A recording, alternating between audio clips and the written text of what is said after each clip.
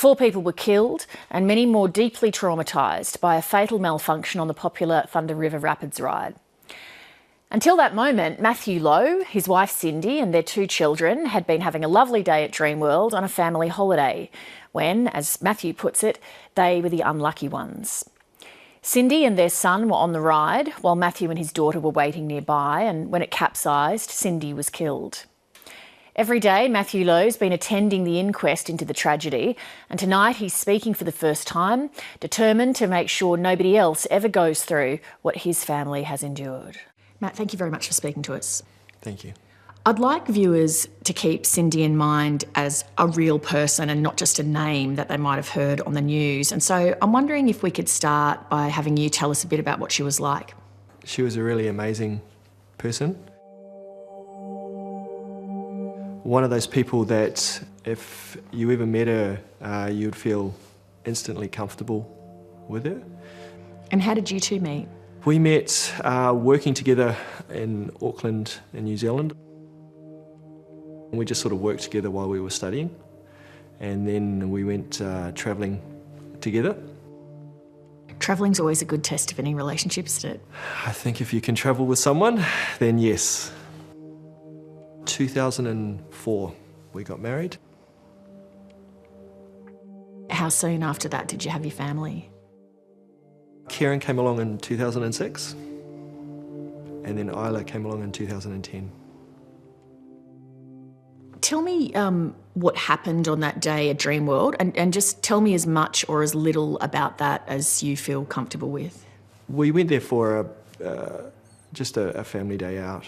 The plan was to spend the day there and then just enjoy the rides and have a look around and experience the park itself.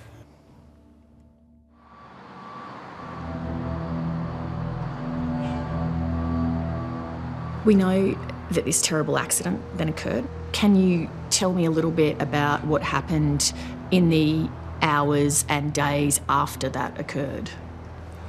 Shock was the first part of it. You have to make so many decisions with so many emotions that you just become exhausted.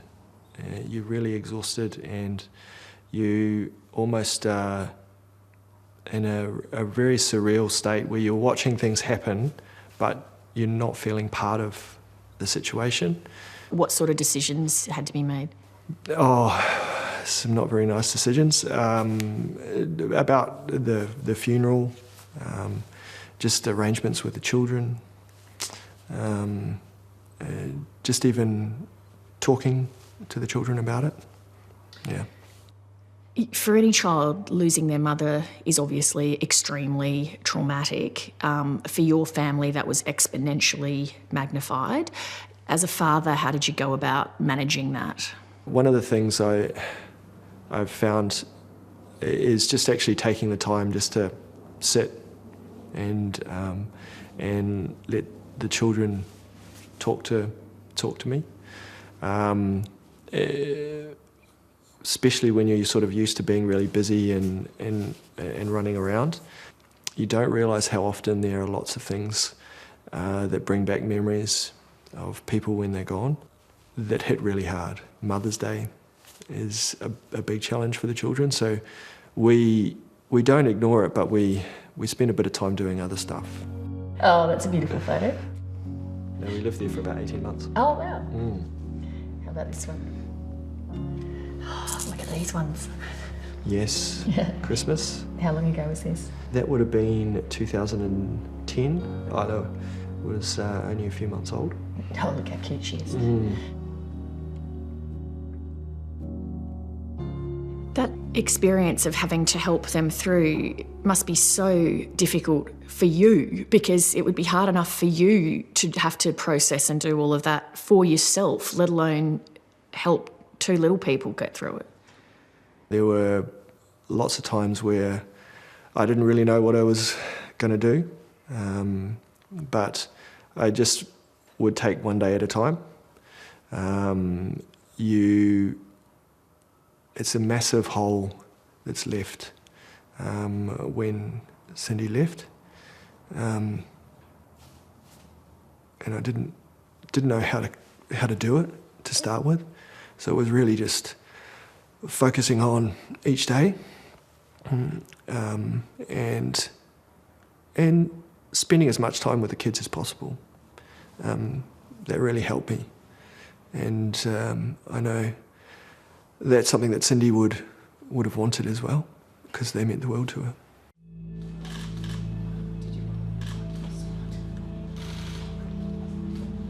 How on earth can you possibly accept almost $1 million worth of performance bonuses in light of what we saw less than 48 hours ago? Right now, I do not want to discuss transactions at this point. Did you watch that infamous press conference at which the Ardent Leisure CEO at the time, Deborah Thomas, was questioned about whether she had been in contact with the families? It was the first encounter on which the company had attempted to address what had happened. At the time, no, but I did go back and see it a little bit after. What did you think about it when you saw it? It seemed a curious time to be having that sort of a meeting from a business perspective when you had such a tragedy that had just recently unfolded. I thought maybe the timing was poor. How had the company in those early stages managed it with you and your family?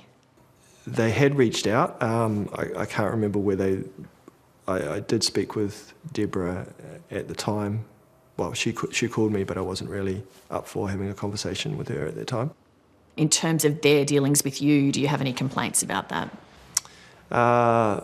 No complaints at the moment. They've respected my wishes for us to be left alone. Why did you decide that you would attend the coronial inquest every day?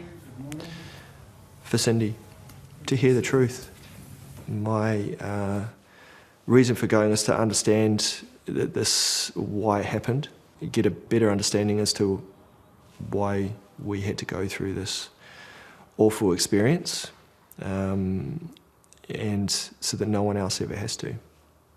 Of what you've heard so far, what has most struck you?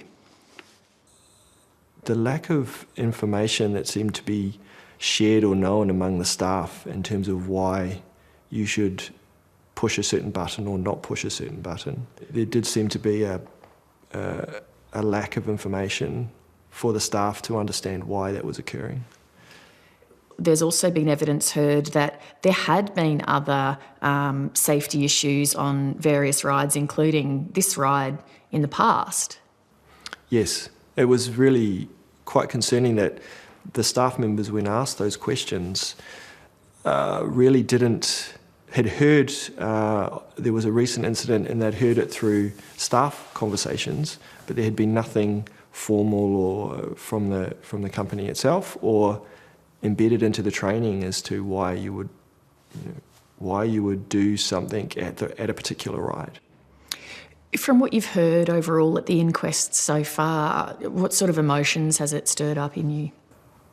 It's been very unsettling to know that we'd put that the children were also on those rides. Thankfully, they got off it. The safety side of it, that's probably the biggest thing that shocked me in terms of people going to the park now thinking that things had changed, and things haven't changed from what I've heard. It's now been around 2 years since the accident. How would you describe that 2-year period for your family? The grief side of it never really goes away.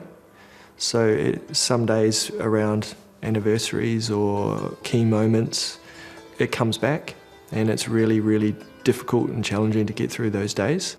After something like this happens, people have to find a new normal in their life. Do you think that you're there yet? No. I wouldn't consider what we have as a new normal. We still have lots of ups and downs. I haven't really settled on a why me approach. I just think we were really unlucky.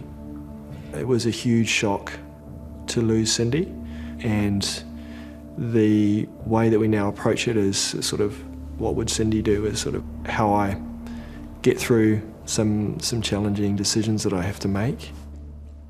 Matt, obviously this was a tragedy that made a huge impact on the Australian public and people really reacted to it. What effect did that have on you and your family?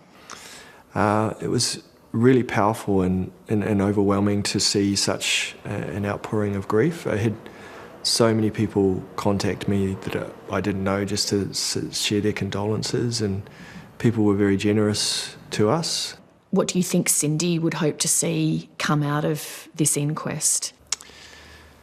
She would have been really, really angry that the children were put in this situation and that people's safety was paramount when going on the ride, so they could have fun as a family, or other people's children don't have to go through this sort of tragedy and coming to terms with not having their mum. Thank you very much, Matt. That interview was produced by Alex McDonald. So far, the inquest into the deaths at Dreamworld has focused on evidence given by theme park employees. As you've just heard, there have been concerning revelations about a history of serious safety incidents. The wiring on the Thunder River Rapid Ride's control panel was described as a dangerous rat's nest, for example. Now, documents obtained by 7:30 raise new questions about whether the government regulator responsible for theme park safety was up to the task. Michael Atkin reports. It's been 660 days since the tragedy at Dreamworld. But the full picture is only just emerging of the safety failures that killed 4 people. The evidence that's come out at the inquest already is quite concerning. The cutbacks in maintenance, I think, is particularly concerning. On the day of the fatal accident, ride operator Courtney Williams was doing her first shift, and she told the coronial inquest her trainer advised her not to worry about the emergency stop button, something the trainer has contested. Dreamworld staff also told the inquest the ride should have been shut down that fatal day because its water pumps had already broken down twice. If operators, those directly doing the job, raise concerns about safety, those need to be treated very seriously. It wasn't the only ride under scrutiny for safety concerns. Right to information documents show in 2015 the Australian Workers' Union lodged an official safety complaint. The complaint says in November 2014 the Cyclone roller coaster was released from its station with the safety harnesses up, and it says this was a direct impact of having only one operator working the ride. It then quotes a ride operator with 17 years' experience as an instructor, saying it is a disaster waiting to happen. In response, the Queensland Workplace Health and Safety Inspector visited Dreamworld and found the complaint was a critical safety event, but despite that, the regulator did not take any action. And you would have hoped that there would have been a significant response to that sort of complaint. 7:30 can reveal that government safety inspectors did not personally inspect, review or audit the Thunder River Rapids ride for 6.5 years prior to the tragedy. There were also 2 serious safety incidents involving the ride. 2 years earlier, rafts came together on the conveyor belt, and back in 2001, 4 rafts collided, with one flipping. Typically with these fatal incidents, one goes back and they find 12 months, 18 months prior to incident, a very similar incident occurred where there were no fatal results and which should have caused alarm. In an internal government document, Queensland's Office of Industrial Relations admits urgent changes are needed because its inspectorate staff lack the proper qualifications. It concludes this is contrary to what would be expected of a credible workplace health and safety service provider. I think inadequate regulation, and I think the issues in relation to the operation at safety management at Dreamworld itself and the management of that require very serious investigation. Dreamworld's acting CEO declined 7:30's request for an interview. In a statement, the company said it was delivering continuous enhancements to ride safety, citing recent safety drills, a new safety management platform and a training academy as examples. The company's full statement can be found on our website. The Great Barrier Reef is one of the world's natural wonders, so a nearly $500 million funding boost to protect it should have been a political winner. Instead, the Turnbull government's still defending the huge grant it gave to a Queensland charity, as Chief Political Correspondent Laura Tingle reports.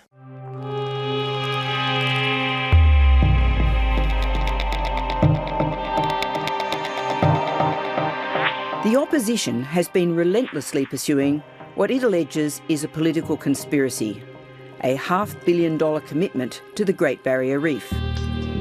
Malcolm Turnbull and Josh Frydenberg handed over $500 million in a private meeting based on a lie. They didn't ask for it. There was no tender process. The Turnbull government's dodgy decision Has been an inappropriate and dodgy use of taxpayers' money. This stinks. Labor's prosecution rests on a meeting held in Sydney on the 9th of April this year.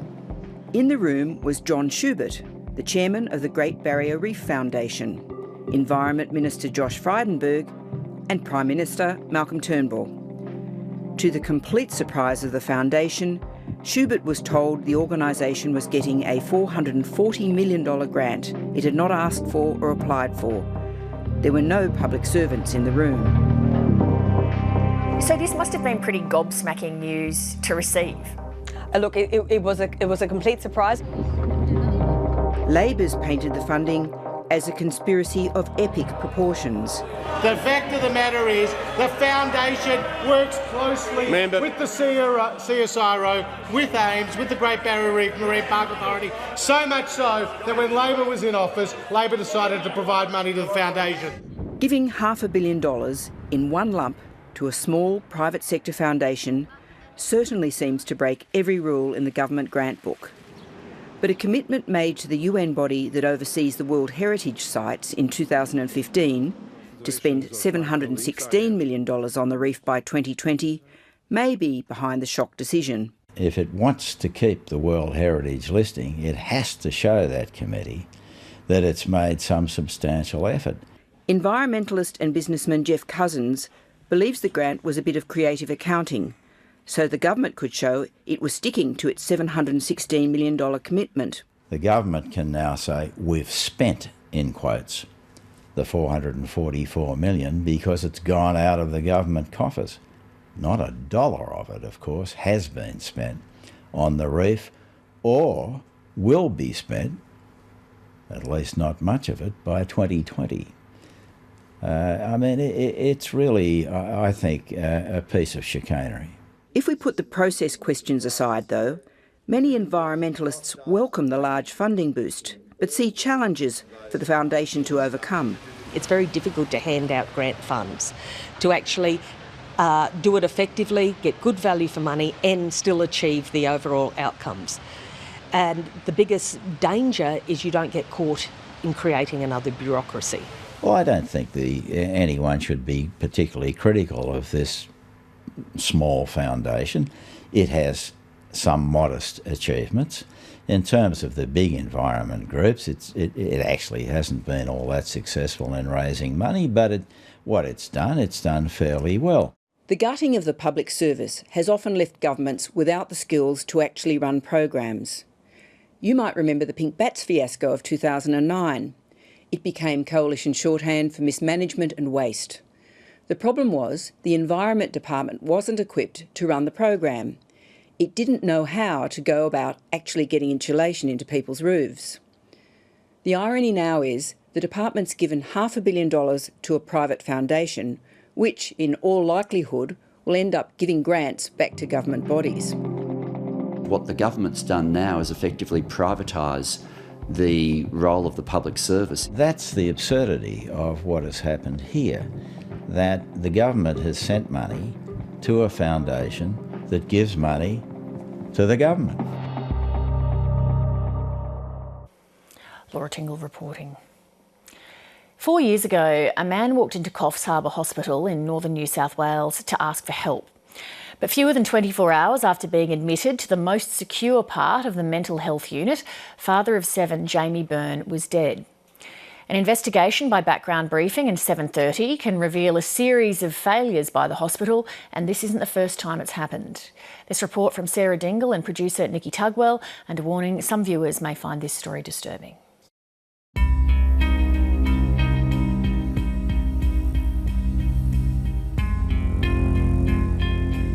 Sam Dibley was a keen triathlete, and the long white beaches and quiet streets of Coffs Harbour were the perfect training ground.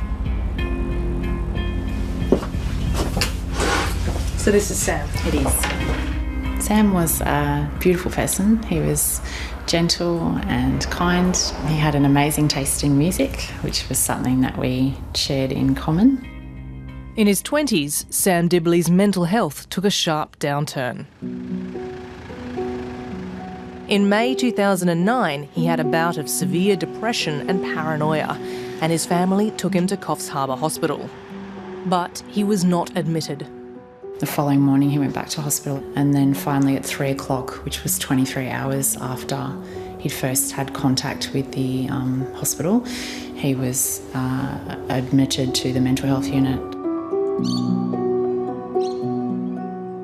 He had spoken about suicide prior, but that he was assessed as a low risk and therefore placed in a low dependency part of the unit.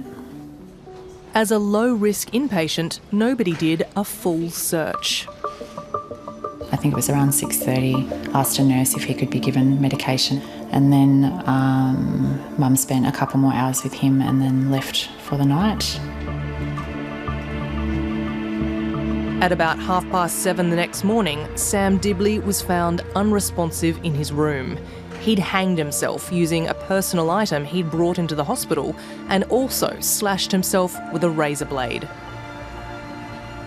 3 days later, his life support was turned off. We took Sam where we thought that he would be safe and where he could be protected, and he didn't survive that. What emerged at the inquest into his death was that it was not hospital policy to search patients like Sam Dibley. The scene of his hanging was not preserved for police.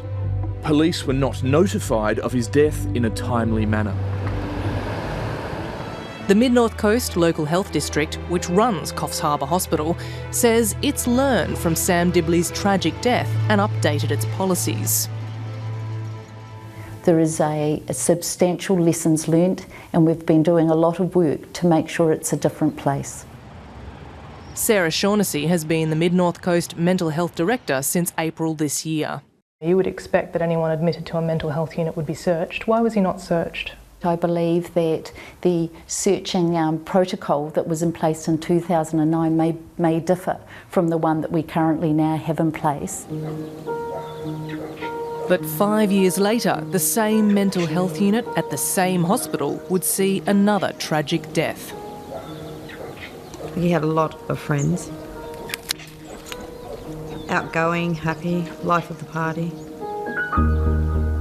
Jo Byrne was the breadwinner, while her husband Jamie was a stay-at-home dad to their 7 children. Having 7 kids in a house, someone has to do the family role. He was essentially the Mr. Mum. But in 2014, things started to go downhill for Jamie Byrne, and after living a clean lifestyle for many years, he relapsed into drug addiction. On July 4th, Jamie Byrne presented at Coffs Harbour Hospital Emergency Department deeply depressed. He was assessed as low risk, given diazepam and discharged. I said, oh, well, I'll come down and pick you up. And he goes, no, I'm just going to stay here. I'm not leaving because if I leave, I won't come back and I want to get help. He slept in the hospital grounds, and the next morning he went back to the emergency department, determined to be admitted. This time, he told nursing staff he had access to deadly weapons and he was thinking of harming himself and others. On admission, Jamie Byrne surrendered a penknife and then later voluntarily handed over a larger 30-centimetre hunting knife. A few hours later, his wife Jo brought him some fresh clothes. They wouldn't let me see him. They said, oh no, we've just put him to bed asleep and we don't want you to disturb him. The nurse said he's not that bad, he'll probably be out of here tomorrow anyway. When was the next time you saw him? Jamie, in the funeral home at the viewing. Jamie Byrne had been found cold and lifeless in the high dependency unit of the mental health ward early that morning, less than 24 hours after being admitted. He had been dead for hours, despite hospital rules requiring he be checked every 30 minutes. An autopsy found he died of multiple drug toxicity, a fatal cocktail of what he'd taken and what the hospital had given him. Another young man died in the same mental health unit 5 years earlier. Did you know about Sam Dibley? No, I only found out about that afterwards, about Sam Dibley's, passing in the same mental health ward, pretty much under the same circumstances. How did the same things that they failed on 5 years earlier happen again? An independent analysis revealed many adverse findings, including neither Jamie Byrne nor his belongings had been adequately searched, and he'd brought knives, methadone and syringes into the ward. A substance use history wasn't fully completed to help determine what drugs he had in his system. Staff signed paperwork to say he was observed every 30 minutes, even for the hours that he was dead. His death was preventable. At a later inquest, the coroner was scathing, describing observations by staff as an embarrassment and the act of certifying that a patient was alive when they were not as scandalous. After Sam Dibley's death, you said the hospital implemented significant changes. Correct.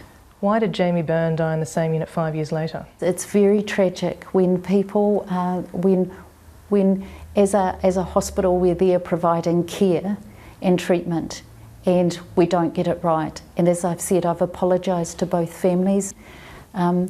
Whilst there is absolutely lessons learned and recommendations with Mr Byrne's case, there was a range of recommendations which yet again were about levels of care and levels of observation. The patient care failures uncovered in the independent inquiry were just the beginning. Now, an ABC investigation has uncovered a leaked internal review of the events surrounding Jamie Byrne's death here at the Coffs Harbour Hospital Mental Health Unit. If we run through some of the main findings. The Mid-North Coast Local Health District confirmed it had received the unsolicited report that makes serious allegations about failure of care by nursing staff. They signed for rounds that they hadn't done, they admitted that. Karen Allen, the Mid-North Coast District Nurse Manager at the time of Jamie Byrne's death, was the lead author of the damning report. She interviewed nursing staff involved. What were some of the biggest concerns that arose out of those interviews? Their complacency was one of my concerns. That was huge. It came across from the first interview right through the entire thing. There was a common thread amongst the people that we interviewed that basically was not my problem. This stuff happens. Did Jamie Byrne have to die? I don't believe that Jamie needed to die. I think that had the job been done properly the way that we are supposed to do it, then there's a very good chance he would still be alive. And because of that, there are 7 children without a father and some lady out there who has lost her husband. And I feel that lays squarely with us. In a statement, the New South Wales government said the local health district had carried out multiple reviews and implemented many of the changes recommended. Jo Byrne has packed up her broken family and moved to Tasmania. She's taken the matter to the New South Wales anti-corruption watchdog and hopes her family will finally get some answers. Jamie should not have died. He went there for help and the system failed him grossly. Well, they've robbed Jamie of his life, and they've robbed me and my family and the kids of a father who was a loving, caring father. You can't bring that back. You can find the full statement from New South Wales Health on our website. And if that story's raised concerns for you, remember help is available. You can call Lifeline on 131114 or Beyond Blue on 1300 224636. For more on that investigation, tune into Background Briefing on Radio National this Sunday.